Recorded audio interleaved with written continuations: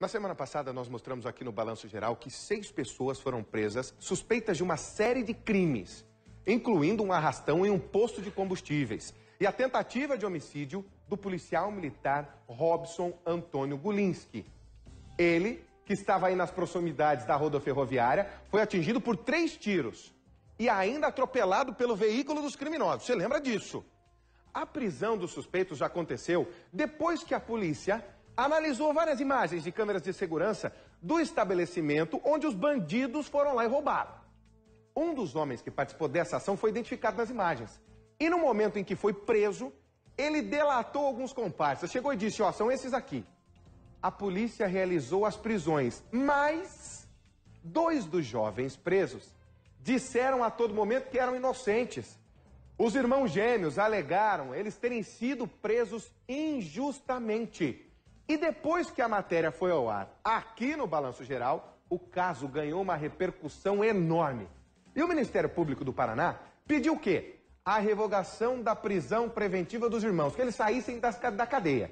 Justamente por não terem provas da participação dos 2. Esses 2 que aparecem agora aí na tela. Os 2 não teriam participado do crime, não faziam parte do grupo naquele dia, segundo diz o próprio MP. Eles foram soltos e com exclusividade, atenção, hein? Só aqui na tela da RIC TV Record. Com exclusividade, eles vão conversar com a nossa equipe. Eles contaram tudo como aconteceu. Onde eles estavam naquele dia. O que fizeram. E ainda, deram detalhes dos momentos que passaram no inferno, que é o sistema penitenciário.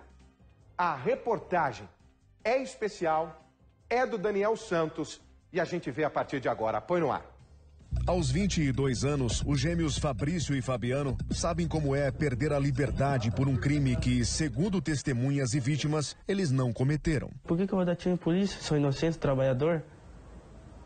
Não tenho que eu fazer isso. Por que eu vou fazer isso? Estragar a minha vida? Tarde de 10 de junho desse ano, o cabo Robson Antônio Gulinski é baleado no momento em que caminhava em direção ao terminal rodoferroviário de Curitiba. Conforme mostramos em detalhes na última semana, a tarde de crimes começou em São José dos Pinhais, na região metropolitana de Curitiba, quando eles roubaram um carro. De São José dos Pinhais, os bandidos vieram para Curitiba. O objetivo era fazer arrastões.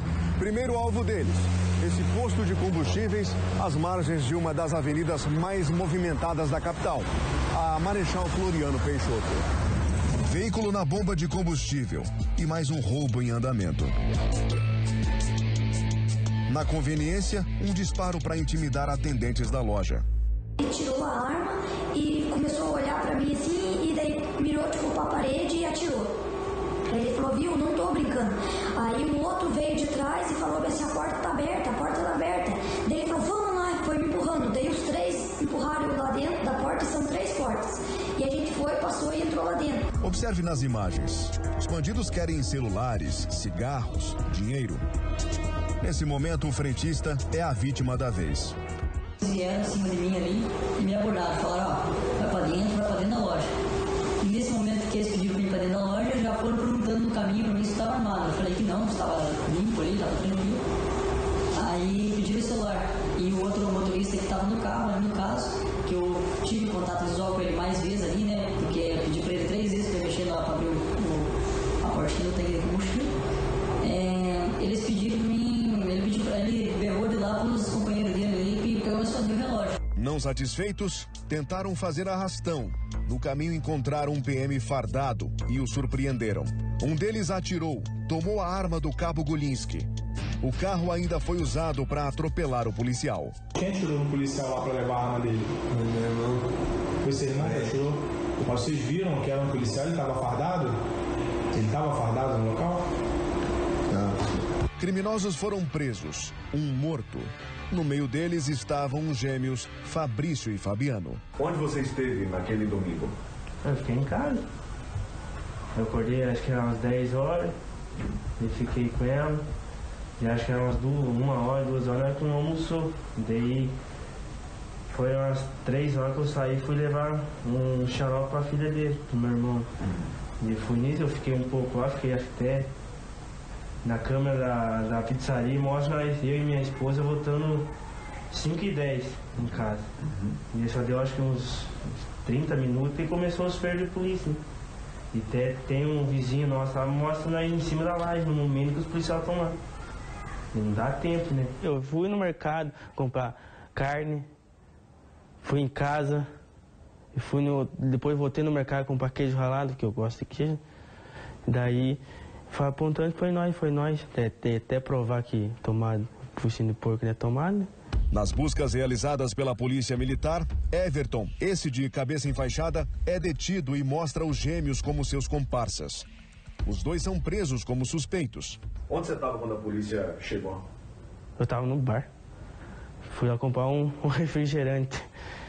Disse que eu peguei o refrigerante, é o que eu estava de despedido do dono do bar, né? A esposa do bar falou que estão vindo. Eu entrei pra dentro de novo, né? Daí nisso que vem vocês aí, abordagem de rotina. Nisso já tava com ele dentro da viatura, né? Nem perguntaram, já perguntaram o nome. Nisso esse Everton tava na viatura já. E eu só vi pela sombra que ele apontou pra mim, fez assim pra mim, pro meu irmão e pro outro piado, que também é inocente. No caso. Que piada? É o Edson, como conhecido paulista. Ele tava junto no momento que eles prenderam nós três, né? Fabiano diz que essa reação seria vingança. Everton foi flagrado tentando entrar na casa da mãe dos gêmeos e não teria esquecido das advertências. Tentou abrir a janela da casa da sua mãe? Isso. E como é que foi isso? Eu falei, pô, cara, tá ficando louco, mano? O que tá acontecendo? Ele quis disfarçar no momento e falou, não, tô com fome, tô com sede. Ainda como que eu tenho coração bom, fui aí dei café. Cara, não faz mais isso, mano. Tá ficando louco? Quem entrar aqui dentro? Daí nisso que ele pegou e virou as costas. Por que o Everton acusou vocês, na sua opinião? Eu não sei, porque um dia antes fiquei sabendo que ele teve umas overdoses, né?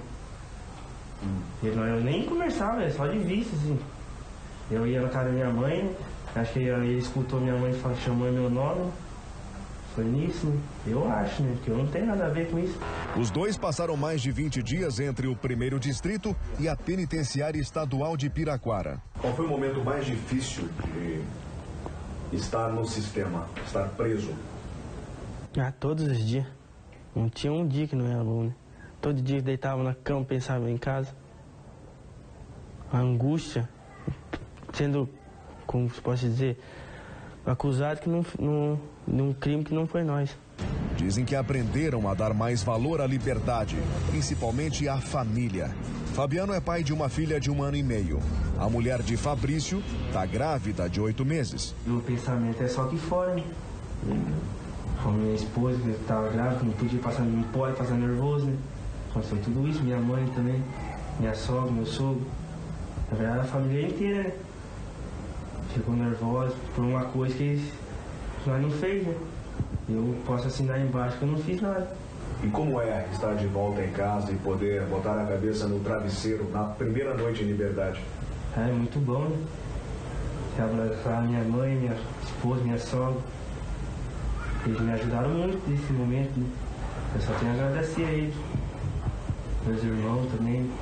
A justiça, nesse momento, entende que os irmãos Fabiano e Fabrício não participaram dos crimes e também não foram reconhecidos pelas vítimas, tanto que concedeu liberdade provisória aos dois.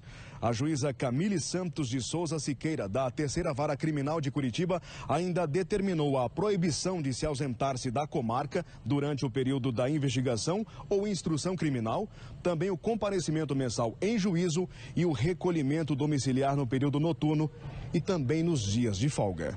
A batalha para aprovar inocência continua na instrução criminal, a fase de produção de provas no judiciário. Nesse momento, a prioridade é comprovar a inocência deles, porque o que acontece? O processo ele não termina aqui para eles.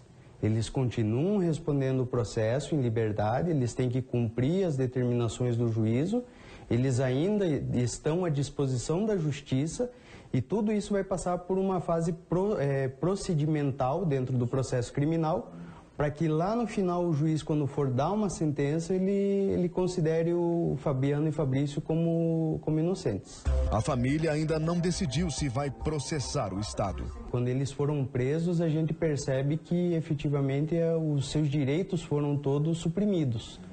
Então, eles passam pelo constrangimento, eles passaram pela humilhação de serem considerados bandidos.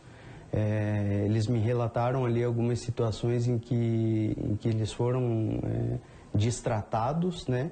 Então, só o fato de sofrer essa humilhação e de não ter o direito do contraditório, da ampla defesa, de poder já extinguir a acusação deles no próprio inquérito policial, já enseja uma reparação por dano moral. Quem trava outra batalha é o cabo Robson Gulinski, há 5 anos na Polícia Militar do Estado do Paraná. Só que essa é diária, é pela vida, neste hospital de Curitiba.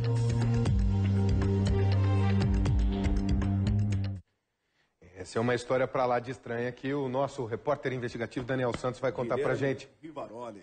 Ô, Daniel, pergunta simples e direta. Sim, diga. Eles alegam que são inocentes. Alegam. Mas eles estão conseguindo comprovar de fato isso? Então, a tal ponto que a Justiça, nesse momento, a terceira vara criminal de Curitiba, entende que, de fato, não tem nenhuma prova contra eles.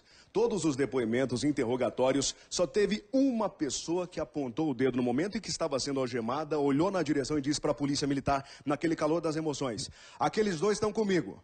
Que foi Pode pegar os 2 aí. Foi o identificado. Esse da cabeça enfaixada que aparece aí, que é o grande preparador de tudo. É o cara que foi lá, preparou primeiro o roubo da Duster em São José dos Pinhais, depois na vinda para Curitiba, decidiu, ele e o irmão, entrar no posto de combustíveis, ameaçaram de morte os atendentes, atiraram dentro da conveniência, do lado de fora, Rivaroli. No momento em que eles retornam para Duster, tem um detalhe ainda, que a polícia não conseguiu esclarecer. Diante dessa falta de esclarecimento, a gente deixou de fora da reportagem. A suspeita é de que eles tenham se assustado com um outro veículo passando ali na Marechal Floriano e tenham disparado a esmo. Tenham disparado ali na direção. Não, simplesmente olharam para o lado, o Eric teria se assustado e um tal de Marcinho, que teria morrido no confronto com a polícia, teriam se assustado porque o veículo reduziu a velocidade, o motorista reduziu, eles meteram bala antes de fugir. E aí esse veículo não foi atingido, não tem informação? Não foi atingido, graças a Deus, imagine. Que a informação é de que reduziu a velocidade, se assustou com aquela cena, reduziu a velocidade, teve disparos na direção, não acertou, ele acelerou novamente, foi embora, os bandidos não mexeram com ele. Só que nesse momento a justiça entende, não tem prova, as testemunhas ouvidas não apontam gêmeos, somente esse cara aqui, esse da cabeça enfaixada. Esse da cabeça enfaixada, ele é o articulador de tudo? Tudo. Usuário de drogas, traficante, teria outras passagens pela polícia também, articulou, apontou gêmeos, a polícia, no calor das emoções, pega os 2, leva para a delegacia e aí aquele papo que a gente conhece. Se explica na delegacia. Se espreme. Não, se explica na delegacia. Você é inocente? Eu sou inocente, até porque todos que são presos, Rivaroli, já sabem, né? Eu sou inocente, não fizemos nada, senhor, não fizemos nada, autoridade. Beleza, vai para a delegacia e lá você se explica. Só que aí nós temos um processo inteiro pela frente agora, Rivaroli, que é a fase de instrução processual. Fase de produção de provas. Não está fechado ainda. Não, tanto que a juíza deixou bem claro.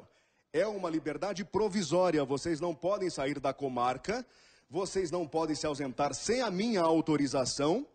O horário deu 6 horas para casa, nada de ficar aí à noite. É quase uma prisão domiciliar para os dois. Exatamente. Pode trabalhar durante o dia normalmente, tal, mas passou das 6, se a PM pegar na rua, é problema. Pode voltar direto para o cilindro. Pode. Agora, Daniel Santos, para a gente entender. O álibi que eles dão é de que os 2 foram ao mesmo tempo para um supermercado. Um para comprar refrigerante e outro para comprar lanche. Para um bar na esquina. A dificuldade da polícia é esse álibi hoje. Exatamente. Só que, por outro lado, a investigação está andando ainda. Delegado Fábio Machado, Cassiano Alfiero, que estão no 1º distrito. E nós temos imagens de câmeras de segurança, ô Rivaroli, que não foram ainda liberadas para a imprensa. A gente não conseguiu ter acesso. Que imagem é essa? Mas justamente, seja por coincidência ou combinado ou não, tipo, mano, vamos ali no bar buscar um refrigerante? Eu também vou buscar um lanche pra mulher porque ela tá grávida e a outra tá com uma criança pequena. Um tem um bebê pequeno e o outro, a esposa tá grávida. A esposa tá grávida de 8 meses. Aí, vamos pro bar? Vamos. Vão lá, o lanche tá pronto, É entregue a sacolinha, toma aqui teu lanche, toma aqui o seu refrigerante. Quando os dois estão saindo, Rivaroli, polícia militar fecha o cerco, é BOP, é Rony, é policial de... Já foram em cima dos dois. É helicóptero, foram pro bar, porque no bar havia informação de que estaria um terceiro, que seria identificado como Paulista dessa história aí.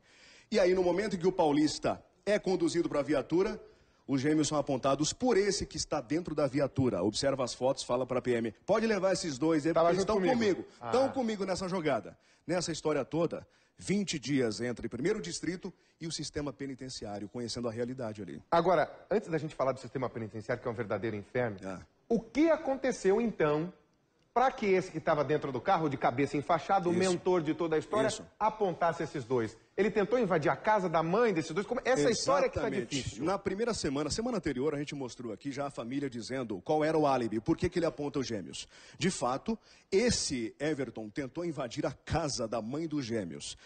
Eles disseram em voz alta, vamos pro aniversário da fulana? Vamos, eu vou tomar banho, eu também e tal, então eu vou ficar aqui um pouquinho. Ele estava do lado, ouviu, abriu a janela, quando estava com o pé na pia, a mãe dos gêmeos olha, que é isso? Tá louco? Padrão. Tá louco? Que é isso? Estão roubando a minha casa e tal. Vem um dos gêmeos, o Fabiano, e parte pra cima dele. Repreende o camarada. Na hora. Adverte, você vai apanhar, a gente vai te dar uma surra, fica na tua, não faça mais isso. Não, mas eu tô com fome, quero alguma coisa. Beleza, toma aqui uma sacola de pão pra você. Vaza. Só que, se invadir a casa, você vai apanhar. Entendi. Tava tudo resolvido ali, aparentemente. A família alega que o Everton guardou isso como uma mágoa, esperando o momento certo de se vingar. Entendi. No momento que a polícia chega, ele olha pros irmãos, pros gêmeos, e fala, eles estão comigo, vão se ferrar comigo no sistema também. É o meu momento. Os dois, vamos deixar isso bem claro, a gente não está aqui defendendo A nem B. Durante a fase de instrução processual na justiça, Rivaroli, esses dois aqui podem se comprometer. Pode aparecer provas lá na frente, de fato, tem o envolvimento dos dois. Um falar uma coisa, outro outra. Exatamente. Nesse momento, a justiça entende que não. Mas lá na produção de provas, na justiça, podem sim aparecer provas contra os gêmeos. Nós estamos falando que não. Só que, por outro lado, nesse instante, nós estamos mexendo com mais um erro do sistema. Investigação. Aquele erro de cabeça quente, de ter um policial baleado, com todo respeito ao cabo, que estamos aqui apontando dia a dia o estado de saúde dele, mas aquela cabeça quente entrega para a Polícia Civil, que manda para a Justiça decidir o futuro dos dois. E aí são 20 dias que podem durar uma vida inteira, Rivaroli. Pode. Porque se lá na frente tiver alguma coisinha, algum resquício, esses dois aqui vão conseguir trabalho com carteira assinada, em qual empresa, me fala? E aí, é um processo gordo para o Estado também, que pode ter que bancar a vida inteira. Exatamente. Daniel Santos, nós vamos continuar nessa história.